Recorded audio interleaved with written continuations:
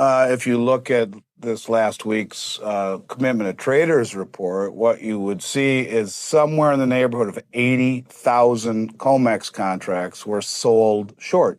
That's over 400 million ounces. And this short position that you speak of, which is spot on, was built somewhere in the neighborhood of $37.50. And with silver roughly up a dollar right now from that point, these banks are trapped and bleeding, and they're down over $400 million just in a week, just on the movement of silver. But it's deeper in that. You have a guy, his name is Daniel Gali, I believe, and he's the head of one of the head guys at TD Securities. And he's all over the place with his thoughts. But he's arguing that the free flow, as it's called, the float, the number of bars that are available to be delivered off of the contracts that are issued in London, is at its lowest level in the history of the LBMA, which is a 140-year-old exchange. There's about 155 million ounces there, he says. That's less than 1 day's worth of trading in London. And at the same time, so you're seeing massive deliveries coming out of London. And as I've mentioned on your show before, London is a T+1 delivery. They're now saying it's T+8 weeks, 4 to 8 weeks, because T+1 means trade day plus one to settle. The third day, the bar should be moving to you. Well, we don't have enough in the way of manpower and trucks, says the Bank of England. So they've been caught, seems like. And so as a result, the borrowing rates in London are as high as 8%. I don't know that I've ever seen that. The lease rates, you need to pay 8% for a 1 month lease rate for silver. Wow. If you are trying to cover a position. That's or too 12 short. times 8, so that would be 96% annual. Yeah, I've never seen it that high. And then, look, it's up 33% this year. It's doing pretty darn well. But, when you talk about things that would support your statement, there's something called an exchange for physical product, where a company or a bank or a hedge fund who has a COMEX contract can exchange it for physical, or the vice versa. And in 2 days this week, it's gone up about 240%. The cost has. So when you see the exchange for physical price go, and you can do that without going through the COMEX settling process. I have a contract, you have bars, we can exchange them. But that cost has gone up 240% in 2 days this week. And that massive increase signals massive stress in the silver market.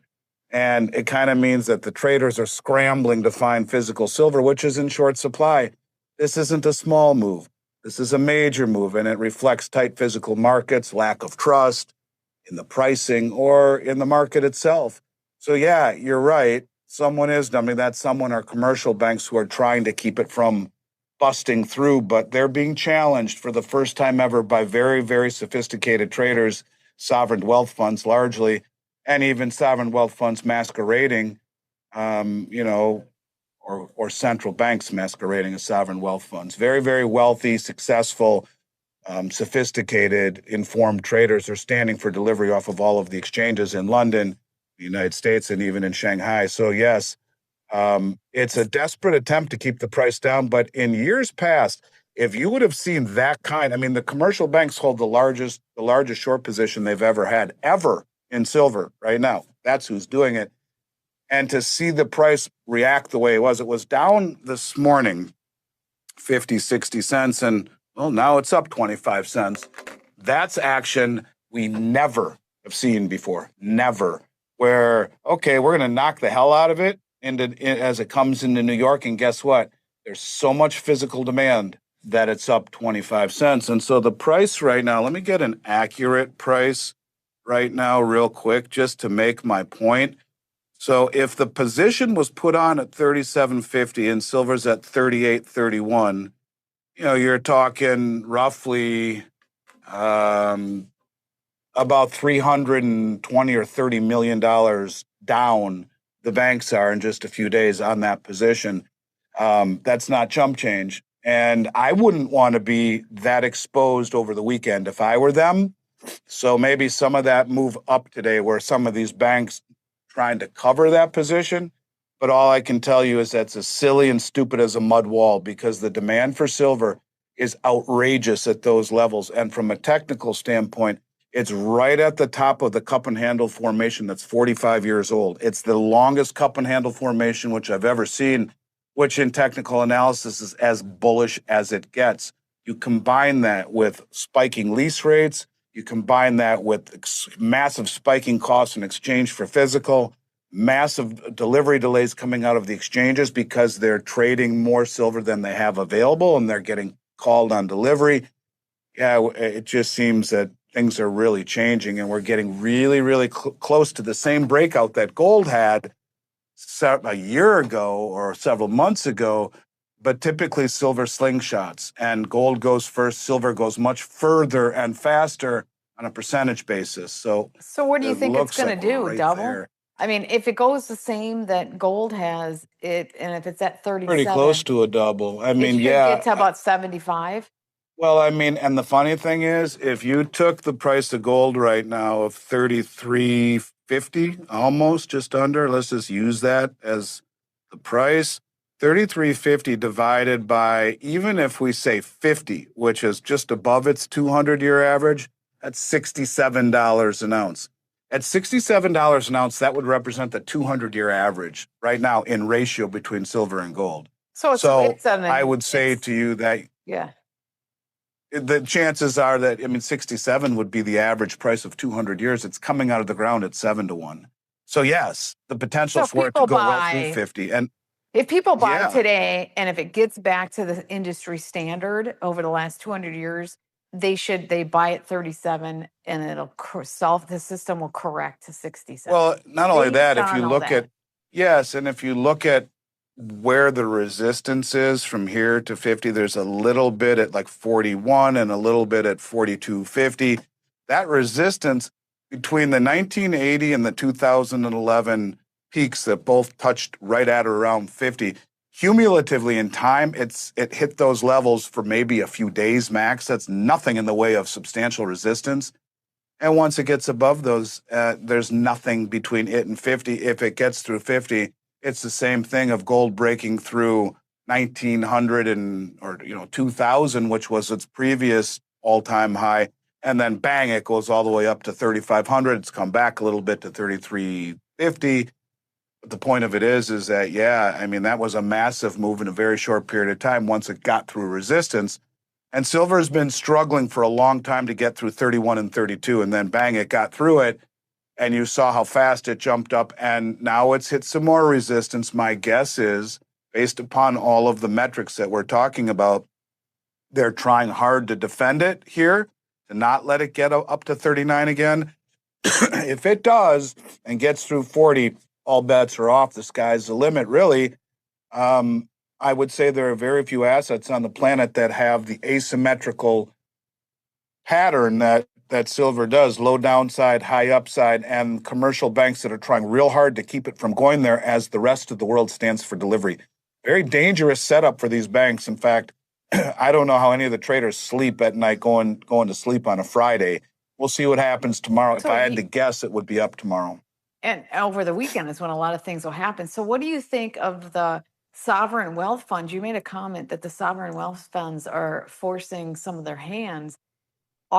What do you mean? Have they been accumulating gold and silver for so many years now that they're just going to force the price up? Is that what you're thinking is happening? Well, I think they realize what the West is doing by holding down the paper price. And because the West is holding down the paper price, they stand for delivery. These funds that are based, these maybe Saudi Arabia, it's like a financial war, essentially. Yeah, well, that's exactly. It's a race for commodities, and what's really interesting about all of that is that there was I guess you could say, a survey that just came out, and the survey was of World Gold Council survey. They surveyed 36 central banks. 19 out of the 36 central banks said they are now sourcing gold and silver directly from small scale or artisanal domestic producers. And an additional 4 banks said they're actively considering this approach. This is very unusual. In other words, I've been talking about how China's been going to Mexico and Peru and much of the global South buying gold and silver directly from the miners. But now you're talking a good number of central banks are doing this, which disintermediates the price.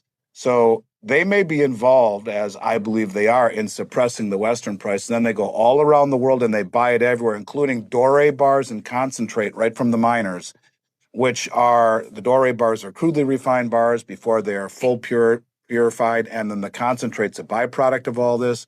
They pay double what the West will. They ship it to China and they refine it. They're the second largest producer of So let's silver in the world explain and the this. largest producer of gold in the world. Okay, So what? by going around the market, they're doing it's off market purchases, which is That doesn't affect the price that's what I'm and saying. Yeah, it doesn't. But they're doing or go how ahead. much they're accumulating. So no one So knows. that's right. So they don't know how much they're accumulating. It's not affecting the price. Do you think they're doing that to affect the price, or just because they want to? It's kind of like It's operating a on. commodity war. It's he or That's she yeah. who, there's that old saying, he or she who has the gold makes the rules. I think it's a little further than that. He or she who has the commodities makes the rules. And it's oil production, it's rare earths, It's always that. it's Yep. base metals, it's everything. And they're doing that. And they're doing that all around the world. The Chinese bought the London Metals Exchange, and they're now warehousing build warehouses in China to warehouse That's the a metals big that are traded deal. on the London Metals Exchange. That's the base metals like copper, zinc, lead, Yeah. etc. The And precious London, metals. hold on. London allowed them to do that. So what does Yep. that tell you? I mean, that is the West giving in to the East leadership almost. Well, look at all the land that we let the Chinese buy here in the United States. It's farmland, and I mean, it's money talks, right? They should have never allowed it, and now they're building warehouses to hold the metals in China that are traded in London. Look at the Belt Wow. Road. It's Mhm. 155 countries that are all resource rich and underdeveloped. China goes in and develops them through infrastructure and building, mines and refineries and oil and gold and silver and platinum and rare earths and everything, and the ability to get it safely across new roads and bridges and railroad tracks and maritime channels, and then the refineries to refine it, and they get a piece of it. But that's all across the Belt Road. So what they're doing is they're going around the world and buying current and future production and anything that's not nailed down in commodities, because in essence, what matters. If you're trying to take care of whether it be just China or the BRICS moving forward, you have to have commodities, and promises by an insolvent country and opaque debt instruments like U.S. Treasuries, where we're insolvent and broke, aren't working anymore, especially when we weaponize those treasuries. And these countries are like, you know what, we'd rather have the commodities than the treasuries. These commodities are becoming worth far more than the currencies that are used to purchase them. Well, I have two thoughts on this that we need to dive into, and that is the fact that the central bankers, the West, have gone in, loaned out huge amounts of money for these commodities in these countries that are underdeveloped. Our international corporations have gone in, used them, and then they've paid off those loans, and we've come up with this horrible process of dealing with that. The Chinese could come in, sweeten the deal, treat them differently, but still have that control and just clean up because all they have to do is operate differently. Instead of making a loan, what they do is they build the infrastructure and allow them to harness their natural resources and get it to market, and they get a piece of it. So it is a loan, but it's not as onerous as if you will, They as just had what to the United change it. States does, making them indebted through the IMF and That's right. subservient. It's more an issue of cooperation rather than coercion and taking advantage of. Gold and silver have once again captured the spotlight as America teeters on the edge of unprecedented financial and political instability.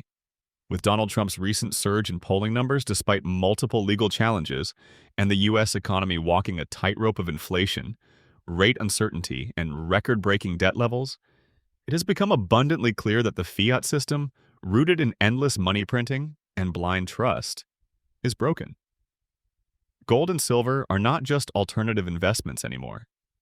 They are lifeboats in a storm of economic and institutional collapse. Every fiat currency in history has eventually failed. The US dollar, once backed by gold, now floats on the whims of policymakers and central bankers. The Federal Reserve claims to fight inflation, yet it created the very problem with years of near-zero interest rates and trillions in stimulus.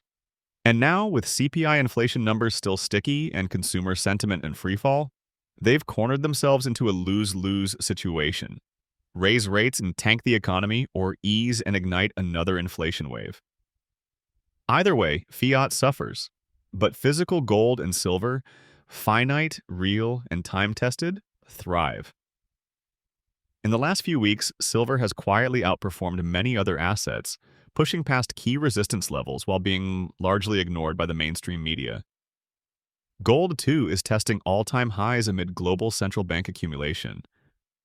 Why are nations like China, Russia, and even Poland buying tons of gold while telling their citizens to hold cash? Because they know what's coming. They know the dollar is losing its dominance and that the next financial system won't be built on paper IOUs. It will be anchored to something real. Trump's return to the headlines isn't just about politics. It's about economic sentiment. His recent statements slamming the Federal Reserve and calling for a return to sound money are echoing louder than ever. Trump understands that Americans are losing faith in the institutions that manage their money. Confidence in the Fed is near all-time lows. The Treasury is issuing debt at a breakneck pace. Social Security is on track to go bankrupt. Meanwhile, the stock market continues to float on speculation, artificially supported by Fed jawboning and tech hype. But beneath the surface, cracks are forming, young investors are waking up. They're beginning to see the trap. Save in dollars, and you're guaranteed to lose purchasing power. Trust in stocks and crypto, and you're subject to manipulation and regulatory whims. The only assets with a 5,000-year track record of preserving wealth through every war, recession, and regime change are gold and silver. And right now, silver is arguably the most undervalued strategic asset on Earth. Not only is it a monetary metal, but it's also essential in solar panels, electric vehicles, and industrial applications. The supply is shrinking while demand is surging. This is not a speculative narrative. It's a supply chain reality. Meanwhile, America is sleepwalking into another debt crisis. With over $34 trillion in national debt and interest payments now rivaling military spending, the writing is on the wall. The government has no plan to pay it off. The only tool they have left is inflation. Silent theft through currency debasement. If you're holding dollars, you're the victim. Every printed dollar makes your savings weaker. Every stimulus check, every bailout, every new government program funded by the printing press, it's a transfer of your wealth to the state. Look at the banks. Regional banking stress has returned, and big names are warning of a new wave of collapses. If even one major institution falls, a domino effect could ensue. And with FDIC reserves under pressure and trust in banks declining, people are beginning to ask serious questions. What happens to my savings if the system locks up? If you can't hold it, you don't own it, and that's why physical metals are making a comeback. Gold and silver require no counterparty. They cannot be hacked, frozen, or inflated away. They don't rely on government promises or Wall Street gymnastics. In times of war, regime change, or collapse, like the world is inching toward now, they are the final fallback. Just this week, Trump warned that America is closer than ever to losing the dollar as the world reserve currency. That's not alarmism, it's fact. The BRICS nations are actively developing a gold-backed trading currency, and the world is watching. The petrodollar era is ending, and with it, the dollar's dominance. Gold and silver will outlive fiat. They have outlived every empire that thought it could print its way to prosperity, and they will outlive this one too. While Wall Street distracts you with AI stocks and debt-fueled bubbles, the smart money is quietly accumulating hard assets. If the monetary system resets, and history shows it always does, those holding metals will have purchasing power while everyone else scrambles for crumbs.